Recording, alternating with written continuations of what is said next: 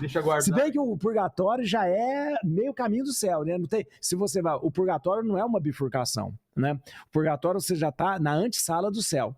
Chegou no purgatório... Mas o purgatório você não pode ir pro inferno ou pro céu? Foi pro purgatório, já tá pro céu. Sério? Eu sempre tive a impressão que era um lugar de julgamento. Não. Purgatório já é... Olha, interessante, falei, porque às vezes a gente fala assim, mas a igreja fala em purgatório. Então, isso que eu ia falar. Interessante. Quando veio, não sei qual padre que veio aqui, foi foi o último, a última participação, foi o padre João, não lembro quem foi, que a gente falou sobre purgatório, aí muitos comentários, na Bíblia não fala nada sobre purgatório. Fala sim, tem algum momento que fala assim, sabe o interessante? O purgatório, a gente vê o purgatório, porque muito do inferno, do purgatório, do céu, a gente tem muito por causa da Divina Comédia de Dante. Exato. A nossa visão é aquilo. Não, aquilo é uma visão fabricada, a Bíblia não fala daquele jeito, de maneira alguma. Não, aquela não fala, e depois é o seguinte, como que é, e lá, quando você lê a Divina Comédia, você vê Dante colocando os inimigos dele, as pessoas, tudo pessoal nos lugares. Mais inimigo, mais pra baixo. Mais pra baixo, interessante. Eu colocaria o Paquito lá no sétimo círculo, vai. Não vou colocar no nono, mas no sétimo muito círculo. Obrigado. Tô brincando, te amo, você sabe, né? Aí, então, mas essa coisa do purgatório, por causa disso, a religião acabou ficando muito fantástica, né? Ficou parecendo... No sentido... fantasiosa, tipo realismo fantástico. E as pessoas começaram a falar, não começou a não levar a sério. Muita coisa não se leva a sério a religião, porque a maneira com que as pessoas entendem algumas coisas... Não é. Primeiro que céu, inferno, purgatório não é lugar, porque não existe lugar. Isso deixou muito bem claro. A Bíblia sempre deixou muito bem claro, e depois Einstein deixou muito bem claro, porque quando você não tem tempo, você não tem... quando você não tem espaço, você não tem tempo. Isso é a teoria da relatividade pura. O tempo só existe em relação ao espaço. Ora, no momento que nós não temos, que o espírito não ocupa espaço, ele não pode provocar tempo, não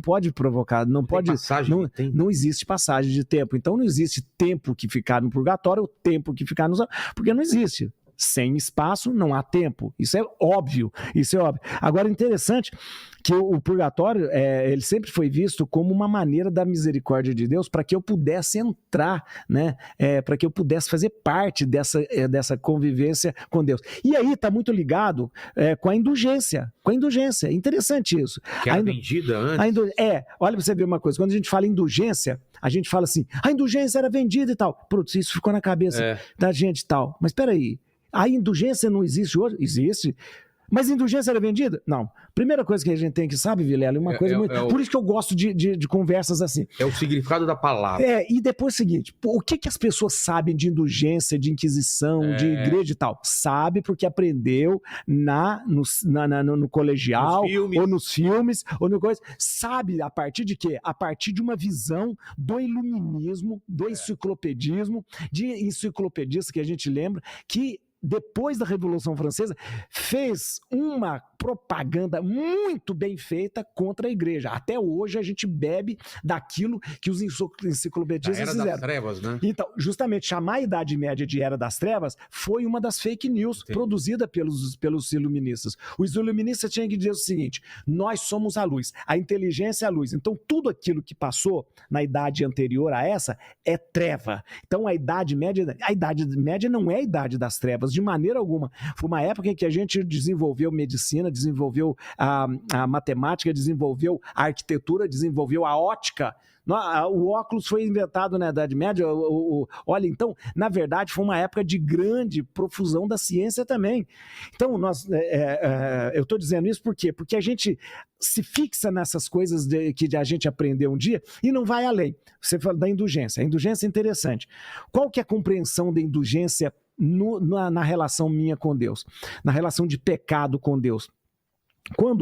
E é uma coisa de justiça, quando eu cometo um pecado, eu crio uma desordem, não só em mim, mas na sociedade que eu estou vivendo, na natureza que eu estou vivendo. Por quê? Porque é um ato mau que desencadeia algo ruim. ao redor de mim. Como se a gente estivesse indo contra a nossa própria natureza. E também, por exemplo, uma mentira que você conta, ela não afeta somente a você ou a pessoa que contou. Ela afeta o ambiente. Matar alguém é mais fácil de entender, porque, claro, afeta a vida de outra pessoa e da família dessa pessoa. Uma calúnia, um ato mal que eu faço, ele cria uma desordem naquele ambiente que eu estou vivendo. Entendi. Então, tudo bem. Quando eu vou... Essa é a compreensão teológica. Eu vou confessar, me confessei, fui lá e tal. A confissão, o perdão é um dom divino, porque é Deus que perdoa sempre. Então, você chega e fala, meu Deus, aqui o meu pecado, meus pecados são esses, peço perdão. Perdoou, pronto, você foi perdoado dos pecados. Mas há uma coisa ao lado disso, que é a questão da justiça. E a porcaria que você fez com o seu pecado. Você viu? Não, veio até aqui, ó. Na trave. Fica à vontade aqui. E a porcaria que você fez com o seu pecado. Você desorganizou a natureza, desorganizou quem estava do seu lado. Quem é que vai limpar isso? Isso a teologia chama de pena temporal. Por quê? Porque o pecado foi perdoado. Tá. Pronto, você foi perdoado. Mas você deve uma satisfação para o lugar que você vive, para as pessoas, para você mesmo. Você tem que consertar isso. Então, aí, na hora da confissão, o padre te pede a gente chama de penitência, mas não é esse nome penitência, é satisfação. O nome penitência ficou por causa do latim como se fosse uma pena. Pena, a gente chama isso que aconteceu de pena temporal. Pena temporal. Penitência vem de pena. Então, mas é uma satisfação. Então, o padre pede uma satisfação. Por exemplo, você fez um ato mal que desorganizou ali tudo. Então, o padre vai pedir, faça um ato bom para você equilibrar esse momento. Exato. Então, ele vai pedir você, visita um doente, ajuda um pobre, ajuda uma pessoa que está... Visita uma pessoa que está passando... Ou então, uma pessoa que não pode fazer nada disso, fala assim, reza 3 Ave Maria, 3 Pai Nosso. Por quê? Porque a sua oração, ela é um ato bom, um ato de doação que vai organizar. Então, é a maneira de você compensar o estrago que você fez com o seu pecado. Ok, beleza. Tudo bem, mas o que é aí que vem a indulgência? Muitas vezes nós cometemos pecados, devemos essa pena temporal e não pagamos essa pena temporal, não fizemos os gestos para anular, consertar isso. Aí que vem a questão da indulgência. A igreja oferece de tempos em tempos, em ocasiões especiais e em coisas especiais, essa chamada indulgência, um indulto para você se ver livre dessas penas temporais. O ordinário seria você fazer gestos bons. Qual que são os gestos bons de indulgência? Enterrar os mortos, dar comida a quem tem fome, vestir os nus, cuidar, fazer bem. Isso são todas as coisas que apagam as penas temporais.